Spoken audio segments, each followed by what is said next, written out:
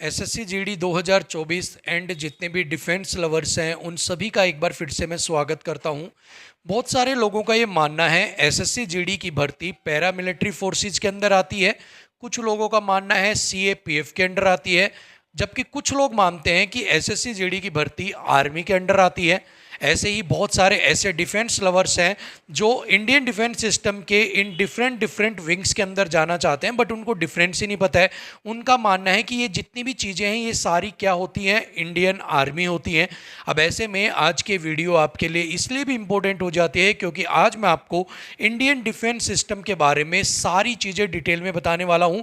ये Indian defence system के जो अलग अलग विंग्स हैं इनके बारे में भी मैं आपको डिटेल में बताने वाला हूँ। सो वीडियो को एंड तक आप जरूर देखिएगा। सो चलिए बिना किसी देरी के वीडियो को स्टार्ट करते हैं। दोस्तों, इंडियन डिफेंस सिस्टम को दो पार्ट्स के अंदर डिवाइड किया गया है। First one is internal security and second one is external security. Internal security means देश के अंदर की सुरक्षा और एक्सटर्नल सिक्योरिटी मीन्स देश के जो बॉर्डर्स हैं उनकी सिक्योरिटी। सो इंटरनल सिक्योरिटी के अंदर इंटरनली पार्ट्स जो है देश के उनकी सिक्योरिटी की जाती है और एक्सटर्नल सिक्योरिटी के अंदर जो बॉर्डर पार्ट है उनकी सिक्योरिटी की जाती है। फर्दर इंडियन डिफेंस सिस्टम के जो दो पार्ट्स थे, इंटरनल सिक्योरिटी और एक्सटर्नल सिक्योरिटी, इनको तीन पार्ट्स के अंदर डिवाइड कर दिया गया। First one is military, second one is paramilitary and third one is CAPF. अब आगे अगर हम बात करते हैं एक्सटर्नल सिक्योरिटी की, सो एक्सटर्नल सिक्योरिटी के अंदर आ जाती है इंडियन मिलिट्री। इंडियन मिलिट्री को काम दिया गया एक्सटर्नल सिक्योरिटी का, यानी कि बॉर्डर की सिक्योरिटी का। तो इंडियन मिलिट्री के अंदर कौन कौन आते हैं? Indian army, Indian air force and Indian navy. ये जो तीन पार्ट्स हैं ये किसके अंदर आते हैं? इंडियन मिलिट्री के अंदर। और इनका काम क्या है? बॉर्डर सिक्योरिटी का, बॉर्डर सिक्योरिटी का, यानी कि एक्सटर्नल सिक्योरिटी का जो काम है वो इंडियन मिलिट्री का है। इसके बाद अगर मैं बात करूं इंटरनल सिक्योरिटी का, तो इंटरनल सिक्योरिटी कौन देखता है? पैरामिलिट्री। अब पैरामिलिट्री का को कितने पार्ट्स में डिवाइड किया गया है? फर्दर तीन पार्ट्स के अंदर डिवाइड किया गया है। फर्स्ट है आसाम राइफल्स, सेकंड है Indian coast guard and third है special frontier force. So paramilitary के अंदर ओनली तीन फोर्सेज यहां पर आती हैं।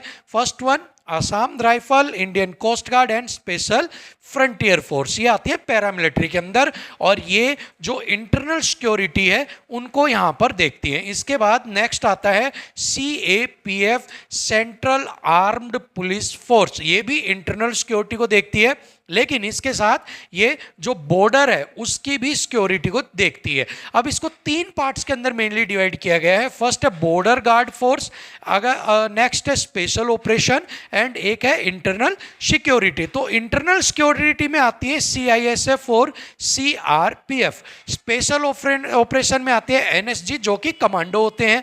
बॉर्डर गार्ड फोर्स के अंदर आता है बीएसएफ, आसाम राइफल, आईटीबीपी और एसएसबी। सो सीएपीएफ को तीन पार्ट्स में डिवाइड किया गया है, यानी कि जो बीएसएफ देखेगा वो बॉर्डर को गार्ड करेगा, आसाम राइफल भी बॉर्डर गार्ड है, इसके अलावा ये पैरामिलिट्री में भी है, आईटीबीपी भी बॉर्डर को गार्ड करेंगे और एसएसबी भी बॉर्डर को गार्ड करेंगे। स्पेशल एनएसजी कमांडो जो स्पेशल ऑपरेशंस होते हैं उनमें इनको यूज लिया जाता है। और देश के इंटरनल सिक्योरिटी जैसे सीआईएसएफ, सीआरपीएफ, ये किसी सीआरपीएफ हो गया, सीआईएसएफ हो गया, जैसे किसी महत्वपूर्ण बिल्डिंग के ऊपर, सेंट्रल सेक्रेटरीट्स के ऊपर नजर रखते हैं, वीआईपीज ड्यूटीज के ऊपर जो है वो ये नजर रखते हैं। ठीक है, तो ये काम होता है सीएपीएफ का। अब यहाँ पर अगर डिटेल में इनके बारे में हम जाने, डिफरेंस को जाने, तो देखिए सबसे पहले मैं जानता हूँ पैरामिलिट्री के बारे में। सो पैरामिलिट्री क्या करती है?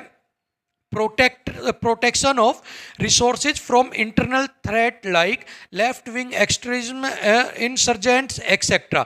यानी कि ये आपके रिसोर्सेज को तो प्रोटेक्ट करती है, लेकिन यहाँ पर क्या होती है, जैसे आपके देश के अंदर अराजकता फैल रही है, कहीं पर कोई अंदर कोई विद्रोह हो रहा है, उन सभी चीज़ों को कंट्रोल कौन करती है? पैरामिलिट्री। ठीक है, मिलिट्री का काम होता है कि वो एक्सटर्नल बॉर्डर ऑफ कंट्री है उनको जैसे टेररिस्ट अटैक से हो गया, आपके क्रॉस बॉर्डर, आपके जो एक दूसरा क्रॉस बॉर्डर आपकी इलीगल करते हैं, उनसे आपकी जो है प्रोटेक्शन करवाना, यानी कि जो बॉर्डर रिलेटेड जितने भी आपकी प्रोटेक्शन है वो मिलिट्री देती है।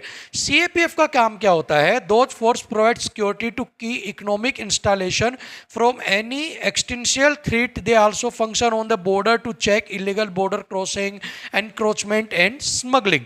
कह रहे ये इंटरनल सिक्योरिटी तो देखते ही देखते, इसके अलावा ये बॉर्डर की सिक्योरिटी भी चेक करते हैं, कहीं क्रॉसिंग तो नहीं हो रही इलीगल, कहीं स्मगलिंग तो नहीं हो रही है, कहीं इनक्रॉचमेंट, कहीं पर एक बॉर्डर वाले दूसरे बॉर्डर की तरफ अपनी जो सीमा है उसको तो नहीं बढ़ा रहा है। तो ये सारे काम किसके होते हैं? सीएपीएफ के। इसके अलावा पैरामिलिट्री यहाँ पर के अंदर आपको मैंने बता दिया असम राइफल हो गया है, ठीक है, वो किसके अंडर आता है? यहाँ पर डिपार्टमेंट डिपेंडेंट अपॉन किस पे है? असम राइफल रिपोर्ट करता है मिनिस्ट्री ऑफ होम अफेयर्स को, कोस्ट गार्ड रिपोर्ट करता है मिनिस्ट्री ऑफ डिफेंस को। वहीं पर मिलिट्री जो है वो मिनिस्ट्री ऑफ डिफेंस के अंडर आती है, और सेंट्रल आर्म्ड पुलिस फोर्स है वो मिनिस्ट्री ऑफ होम अफेयर्स के अंडर आती है। अब पैरामिलिट्री के अंदर Assam rifle, Indian coast guard और स्पेशल फ्रंटियर फोर्स आते हैं, इंडियन आर्मी, इंडियन एयरफोर्स और इंडियन नेवी मिलिट्री के अंडर आते हैं। सीआरपीएफ, सीआईएसएफ और आईटीबीपी जो है वो सेंट्रल आर्म्ड पुलिस फोर्स के अंडर आते हैं। अभी आप बोलोगे कि सर आपने यहाँ पर बॉर्डर वाली जो है फोर्सेज बता दी, एनएसजी बता दी, सारी चीज़ें बताई हैं, लेकिन यहाँ पर आप बोल रहे हो कि सिर्फ सीआईएसएफ के अंदर 3 फोर्सेज आती है। तो देखिए इनका मेन काम है पुलिस फोर्स, यानी कि ये एज एन आर्मी काम नहीं करते, एज ए पुलिस काम करते हैं ये, ठीक है, जैसे पुलिस का काम होता है वैसे इनका काम होता है। सो यहाँ पर CISF, central reserve police force, central industrial security force और आईटीबीपी, इन तीनों का काम होता है एज ए पुलिस की तरह काम करना, ठीक है, इसलिए यहाँ पर 3 दिए गए हैं। इनके अलावा बॉर्डर के अंदर आप जब बॉर्डर सिक्योरिटी की तरफ आ जाते हो तो ये इसके अंडर आ जाते हैं, और आप स्पेशल ऑपरेशन में आ जाते हो तो एनएसजी वगैरह सीएपीएफ के अंडर आ जाते हैं, ठीक है भाई। चलिए इसके बाद अगर हम आगे बात करते हैं तो आगे यहाँ पर इसके 3 star officer of equivalent rank of director general of police. अब यहाँ पर 3 स्टार का ऑफिसर होता है जो डीजीपी के रैंक का होता है पैरामिलिट्री के अंदर। 4 स्टार ऑफिसर होता है जनरल ऑफ आर्मी के रैंक का, किसके अंदर? आपके मिलिट्री के अंदर। और यहाँ पर ये होम मिनिस्ट्री के अंदर सीएपीएफ आता है। सो एक आईपीएस ऑफिसर जो होता है सीएपीएफ कैडर बैच का, वो यहाँ पर as a assistant director general of police जो होता है वो यहाँ पर काम करता है, but the director general post reserve for IPS, यानी कि यहाँ पर जो आईपीएस ऑफिसर होता है वही यहाँ पर इसका रिपोर्टिंग हेड होता है, ठीक है। अब यहाँ पर दिया हुआ है some of the paramilitary wing such as Assam rifle जो है वो 1835 में ऑर्गेनाइटेड हुई, वाइल द कोस्ट गार्ड जो है वो 1978 के अंदर हुआ। इंडियन मिलिट्री जो है वो यहाँ पर begin from the native आर्मीज of the east India company के टाइम से ही है।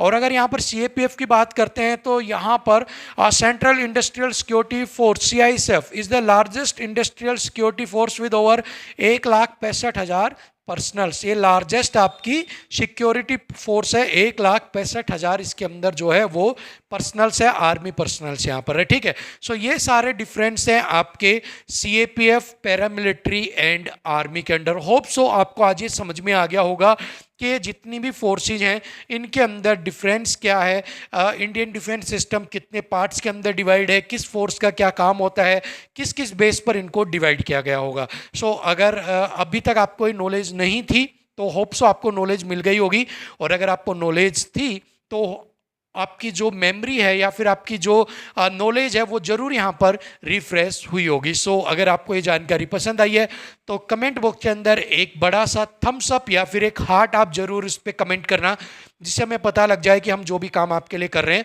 वो आपको पसंद आ रहा है। ऐसी एक और वीडियो के साथ आपसे मिलेंगे, तब तक के लिए थैंक यू सो मच, नमस्कार।